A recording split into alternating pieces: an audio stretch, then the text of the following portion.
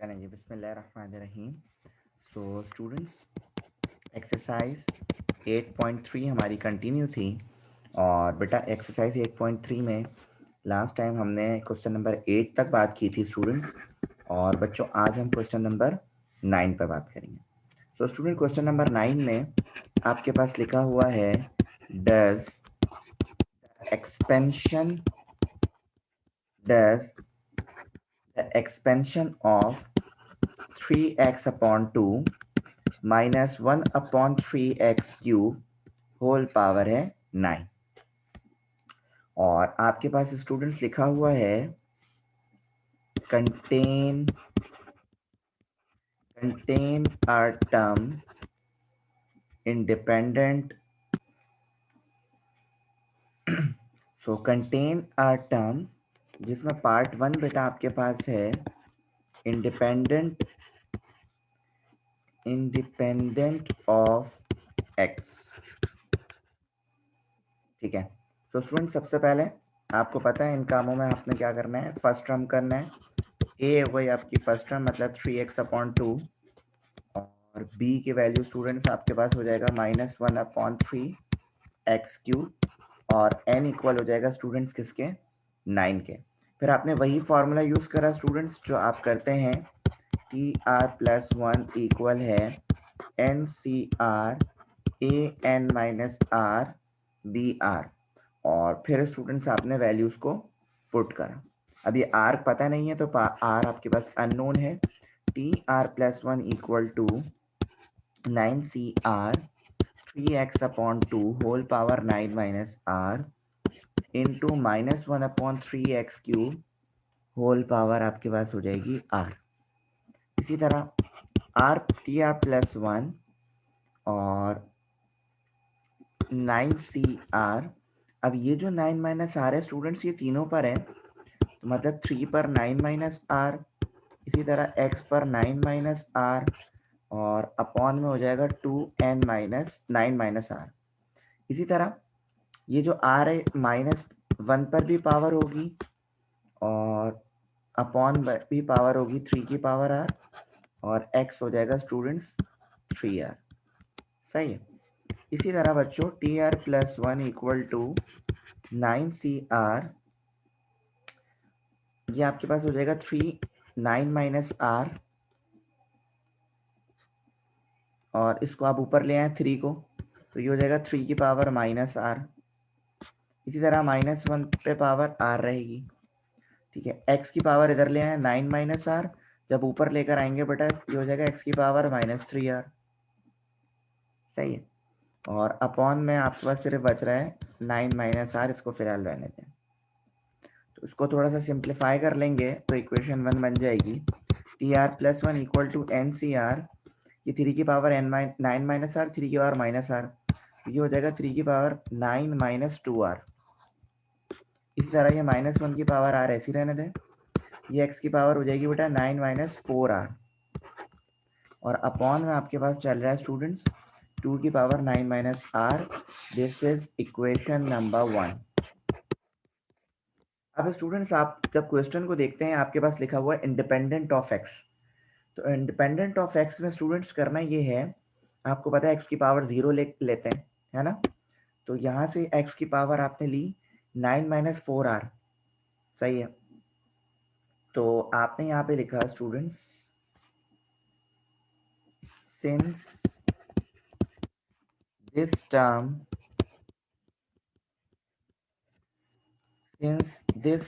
is supposed to be independent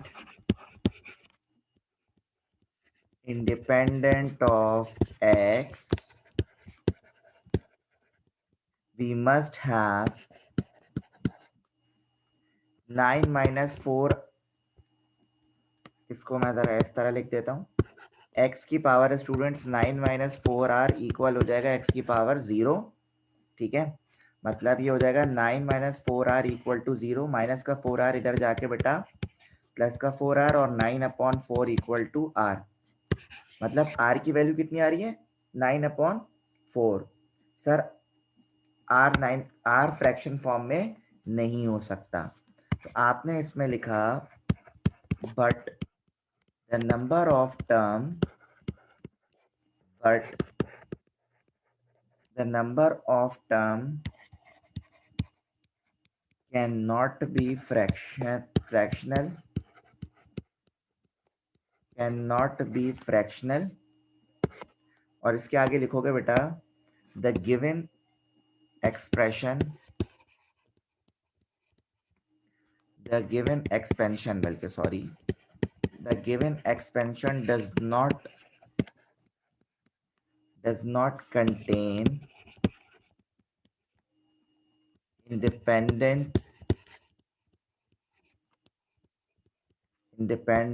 of x। ठीक है, क्योंकि हो ही नहीं सकता आगे। इसी तरह स्टूडेंट्स इसका पार्ट 2 देखते हैं बड़े जल्दी से, इसी तरह का ही है। तो पार्ट 2 में लिखा हुआ है बेटा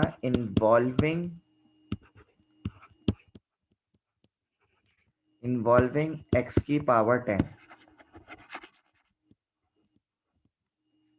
तो करना ये है बच्चों, इन्वॉल्विंग x की पावर 10 में देखो ये पार्ट 1 की तरह ही है, सब कुछ चेंज नहीं है।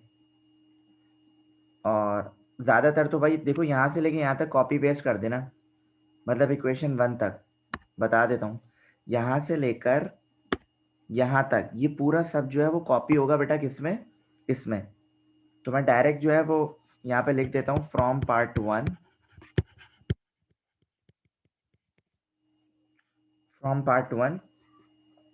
और अब मैं आगे काम कर रहा हूँ। ठीक है, मतलब मैं दोबारा चलो यहाँ पे लिख देता हूँ इक्वेशन क्योंकि अभी काम आएगी।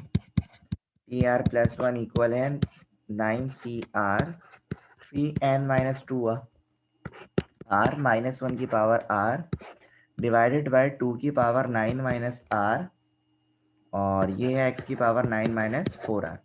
फिर आपको पता है वो लेट शेड जो लिखते हैं यार वो लिखते रहना तुम लोग।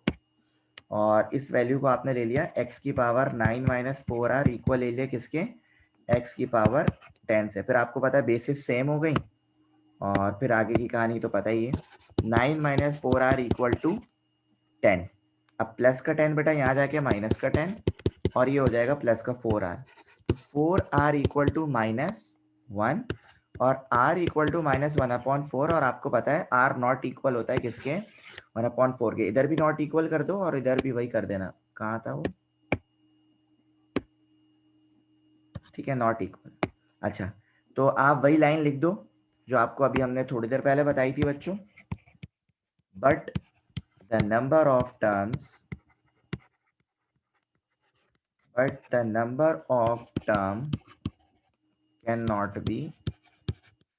cannot be fractional। सही है, और वही बात लिख दो the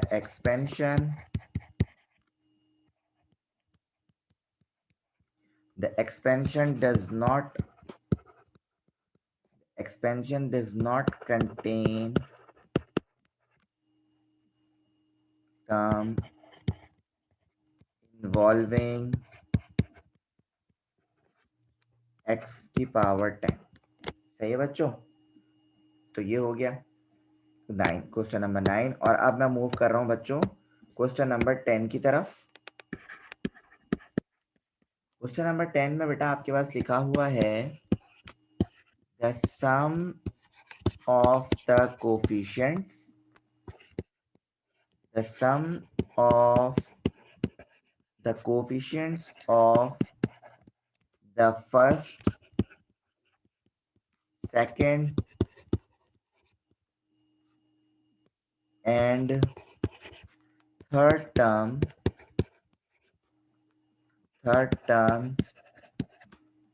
of the expansion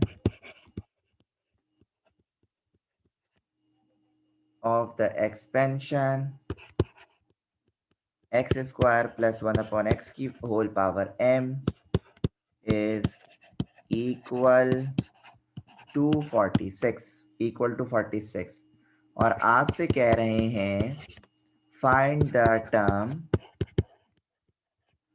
find the term independent of x. अब इसको हमें सॉल्व करना है। तो स्टूडेंट देखें, आप मेरी बात को समझिएगा, थोड़ा सा लेंथी है लेकिन है बहुत इंपॉर्टेंट क्वेश्चन, अक्सर एग्जाम में आता ही है, अक्सर ये एग्जाम में देखा गया है बेटा। देखो क्या कह रहे हैं, the sum of the coefficients of first second third term, 3 terms निकालनी है, वही TR+1 वाले फॉर्मूले से जो आपको पता है, और उसका जो सम होगा, उसकी जो एक्सपेंशन का सम होगा वो इक्वल होगा किसके, 46 के। किसके होगा स्टूडेंट, 46 के। तो बिल्कुल भी टेंशन नहीं लो, कोई इतना हार्ड एंड फास्ट क्वेश्चन नहीं है, सिंपल आपने वही काम करा जो आपको सिखाया है, ये आपके पास एक्सप्रेशन है। तो आपने यहाँ पे क्या लिखा कि a इक्वल है x² के, b इक्वल है 1/x के, और n इक्वल है किसके, m के।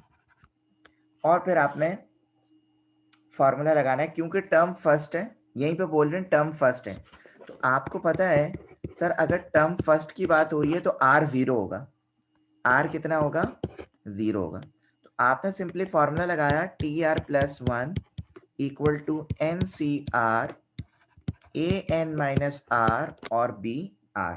तो जहां जहां R वहां 0 और बाकी जगह ये वैल्यूज को पुट कर दो। जब वैल्यूज पुट कर दोगे, जैसे मैं अभी कर रहा हूं आपके सामने ही, तो आपके पास टर्म 1 आ जाएगी। कैसे, ये देखो, ये हो जाएगा T0+1 और ये हो जाएगा MC0, और यहाँ पे हो जाएगा x की पावर m-0, ये हो जाएगा 1/x की पावर 0। अब देखो T0+1 हो जाएगा 1, देखो MC0 होता है 1 के बराबर।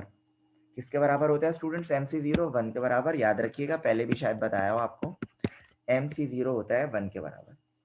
बेसिकली MC0 हो NC0 हो स्टूडेंट्स, ये किसके बराबर होता है, 1 के बराबर होता है। अच्छा, तो ये आपके पास आ जाएगा x की पावर, अच्छा x² था, तो उसको मल्टीप्लाई कर दोगे 2m हो जाएगा, और ये कुछ भी वैल्यू आ जाए पावर 0 है तो 1 के इक्वल होगा, मतलब यहाँ पे क्या आ जाएगा तुम्हारे पास, 1 आ जाएगा। तो आप देख सकते हैं कि ये जो टर्म 1 है इसका कोफिशिएंट क्या आ रहा है, 1। इसका कोफिशिएंट क्या आ रहा है स्टूडेंट्स, 1।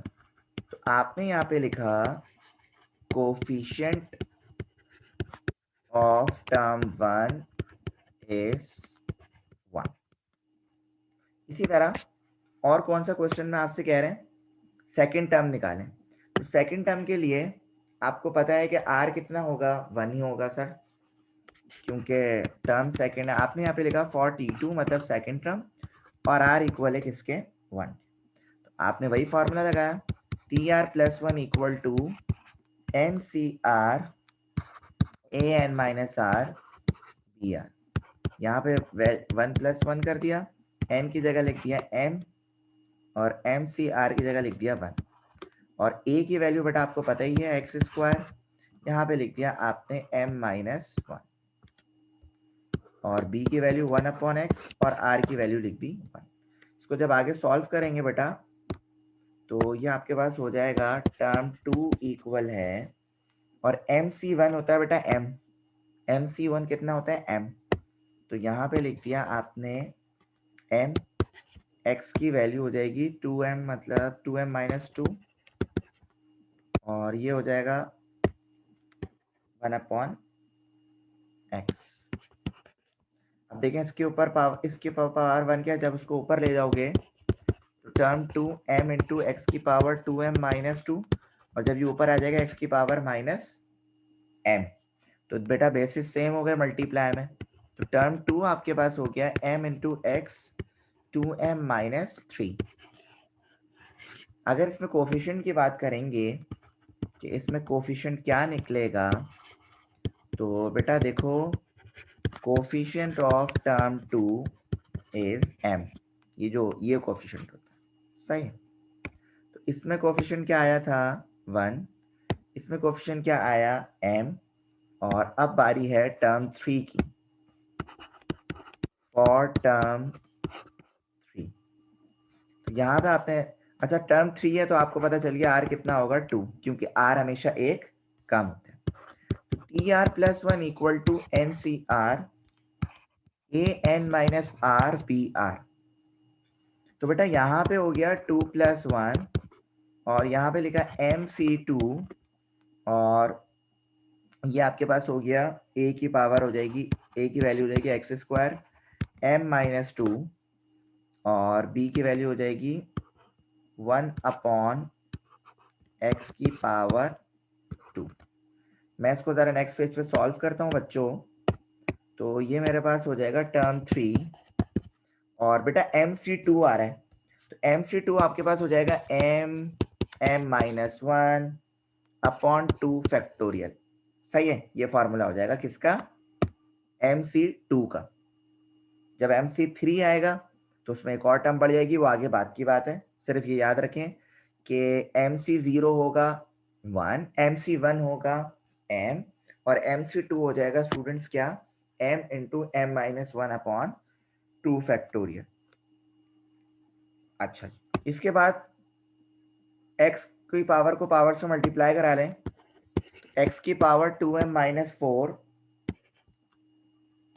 और ये 1 अपॉन एक्स स्क्वायर हो जाएगा, 1 पे जो भी पावर रहे, लेकिन ये हो जाएगा एक्स स्क्वायर।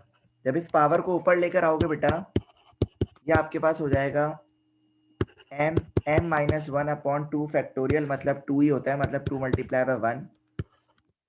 ये एक्स की पावर 2m माइनस 4, जब इस पावर को ऊपर लेकर आओगे एक्स की पावर माइनस 2। अब ये बेसिस सेम हो रही है मल्टीप्लाई में, तो टर्म 3 आपके पास हो जाएगी M minus 1 upon 2 x 2m minus 4 plus 2 6 ना, मतलब 6।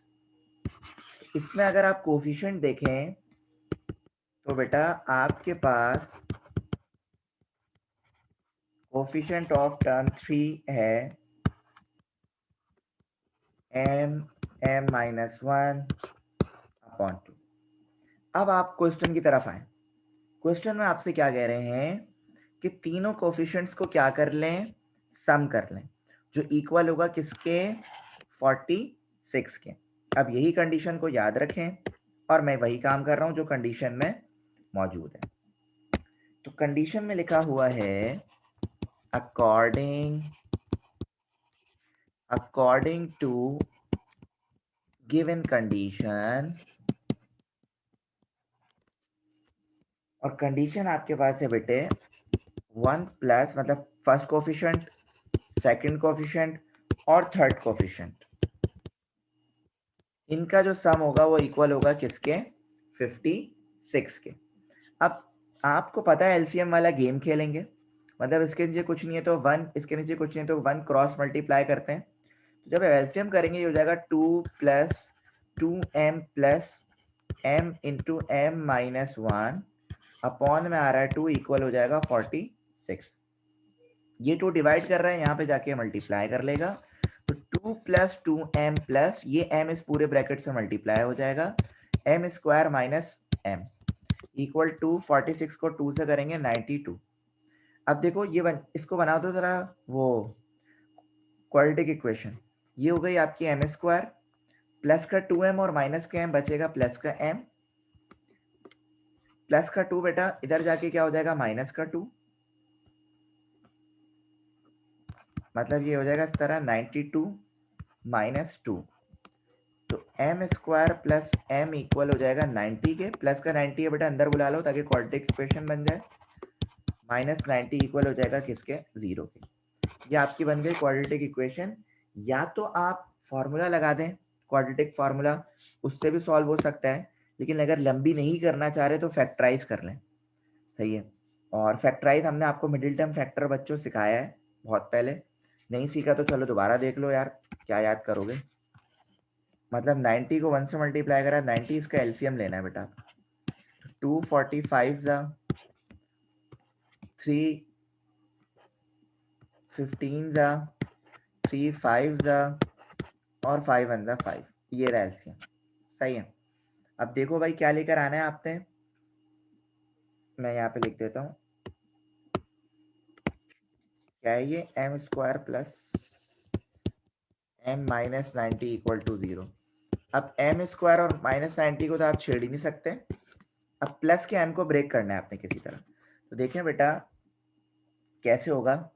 अगर मैं 3 3 9 कर दूं और 5 2 10 कर दूं, तो प्लस का m लाना है, तो मतलब प्लस का 10 कर दो और माइनस का 9, तो आपके पास प्लस का ये m कर दो, इसको भी m कर दो, तो आपका प्लस का 1m बच जाएगा। इधर भी 1m ही है, 1 तो लिखा हुआ ही नहीं है। तो 9 और 10 आ रहा है, सही है। तो बेटा आपने यहाँ पे लिख दिया प्लस का 10m और माइनस का 9m। जब आप इसमें कॉमन लेंगे बेटा तो m आ जाएगा, या अंदर बचेगा m प्लस 10। कैसे? m को m से कराओगे m स्क्वायर, m को 10 से कराओगे 10m। इसमें से अगर कॉमन लोगे आएगा -9, तो -9 को m से कराओगे -9m, माइनस माइनस प्लस 9 को 10 से कराओगे 90। तो ये ब्रैकेट और ये ब्रैकेट सेम आने का मकसद, आपने फैक्टराइज बिल्कुल सही करा है। तो एक ब्रैकेट में करते हैं इसको m प्लस 10 और इधर से बचा m माइनस 9 इक्वल हो गया किसके? 0 के। अब आप खेलें जरा आइदर और तो m प्लस 10 इक्वल हो जाएगा 0 के और m माइनस 10 इक्वल हो जाएगा 0। तो प्लस 10 इधर जाके बेटा -10 और इसी तरह -9 उधर जाके +9। अब यहाँ पे m की दो वैल्यूज आ रही हैं। कितनी? m की दो वैल्यूज आपके पास सामने मौजूद आ रही हैं। तो याद रखिएगा नेगेटिव वैल्यू को नहीं लेते हैं, नेगेटिव वैल्यू को नहीं लेते हैं। अब हमारा सवाल पे आए, ये सब तो कर लिया, आखिरी काम क्या था? Independent of x. Independent of x का तो वही सिलसिला जो हमने आपको सिखाया। तो आपने क्या करना है हमारे बच्चों, -10 वाली वैल्यू को नहीं लेना, प्लस वाली को लेना है। तो आपने पहले यहाँ पे छोटी सी एक स्टेटमेंट लिखनी होगी आपको। सर कौन सी स्टेटमेंट? सर बहुत लंबी हो गई, मुझे पता है लंबी हो गई, लेकिन क्या करें, करनी पड़ेगी। स्टेटमेंट आपने ये लिखा कि neglecting m equal to -10, accepting m equal to 9। और फिर वही इंडिपेंडेंट वाला सीन करते हैं। Let tr+1 be the term independent of x। लगाया फॉर्मूला आपने, tr+1 इक्वल है NCR AN minus R BR। और क्योंकि आपको R तो पता ही नहीं है, तो जो वैल्यू पता है फिलहाल वो लिखते हैं। यहाँ पे लिखा आपने 9CR। सर 9 क्यों आ गया बेटा? m इक्वल टू कितना लिया हमने? 9, और सवाल में पावर m था, है ना? तो m की जगह इधर आप 9 सपोज करेंगे। ओके, क्लियर हो गया होगा। तो 9CR, a की जगह रखा x स्क्वायर और यहाँ पे रखा 9 माइनस r। इसी तरह b की वैल्यू रखी 1/x पावर r। तो बेटा tr+1 equal to 9CR x 2 9 18 plus minus minus 2r। ये हो जाएगा 1 की पावर r, और इसको ऊपर ले आओ यार डायरेक्ट, x की पावर -r। फिर इसको और इसको क्या करोगे? समझ तो गए होगे, बेसिस सेम हो रही है ना इसमें। तो बेटा आपने यहाँ पे लिख दिया tr+1 इक्वल टू NCR। ये हो जाएगा x की पावर 18 माइनस 3r। और 1 पे यार पावर कुछ भी है सर, उसमें रहना 1 है, तो भूल जाओ 1 को। और ये x की पावर -r माइनस 2r, ये हो गया 3r। ये हो गए स्टूडेंट्स आपकी इक्वेशन नंबर 1। और फिर वही आपकी रिवाइती line, for the term to be independent of x। तो ये हो जाएगा x की पावर 18 माइनस 3r इक्वल है x की पावर 0। वही basis same x x cancel, तो 18 माइनस 3r इक्वल होगा 0, माइनस का 3r इधर आके प्लस का 3r। तो ये हो जाएगा 3r इक्वल टू 18 और r इक्वल टू 18/3। 3 1 जा 3 6 जा, मतलब r 6 आ गया। तो टर्म 7 जो होगी स्टूडेंट्स, वो आपकी क्या होगी? इंडिपेंडेंट ऑफ x होगी। सही है। तो आपने लिखा r equal to 6, the term is मतलब टर्म 7 इज इंडिपेंडेंट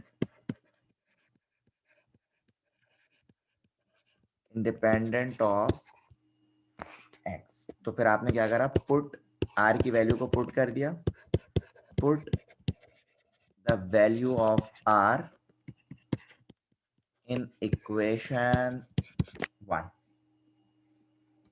और इक्वेशन 1 में जब आपने पुट करा, ये हो गया टी 6+1 इक्वल टू एन की जगह 9c6 x 18 माइनस 3r की जगह 6। ये हो गया टर्म 7 इक्वल टू, अच्छा r की जगह तो 6 लिख दो ना, 9 को जरा 6 टाइम्स पीछे ले जाएं, मतलब 6 टाइम्स पीछे ले जाने से बेहतर है 9c6 है ना, तो 9c3 इसको आप सपोज कर लें। अगर आप 6 टाइम्स ले जाएं तो कोई मसला ही नहीं है, उसमें भी वही होगा, मैं आपको करके दिखा देता हूँ। 9 8 7 6 5 4, 1 2 3 4 5 6, और 6 into 5 into 4 into 3 into 2 into 1, और ये हो जाएगा 18 माइनस 3 6 18 प्लस 18 माइनस 18। इसी तरह देखो 6 से 6 कैंसिल, सॉरी 6 से 6 कैंसिल, 4 से 4 कैंसिल, 5 से 5 कैंसिल, 3 2 जा 6, अच्छा इसको 3 1 जा 3 3 जा 2 1 जा 2 4 जा, जो आप इन सबको मल्टीप्लाई कर लेंगे, 3 4 जा 12 और 12 7 जा होता है बेटा 84, और ये तो जीरो यू एक्स की पावर 0 1 होता है। टर्म 7 का आंसर कितना आ जाएगा बेटा आपके पास 84। सही है। अच्छा अब बेटा क्वेश्चन नंबर 13 नहीं सॉरी गलत क्या गया, अभी हमने कौन सा करा था,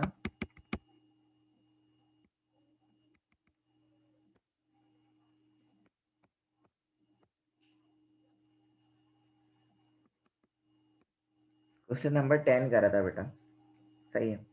और अब जो है वो क्वेश्चन नंबर 11, सही क्वेश्चन नंबर 11, जो इंशाल्लाह मैंने 11 12 13 बस 3 ही सवाल रह गए, तो मैं कोशिश करूंगा नेक्स्ट लेक्चर में इसको कवर कर दूं। ठीक है बच्चों, सो अल्लाह हाफिज़ टू एवरीवन, टेक केयर, अल्लाह हाफिज़।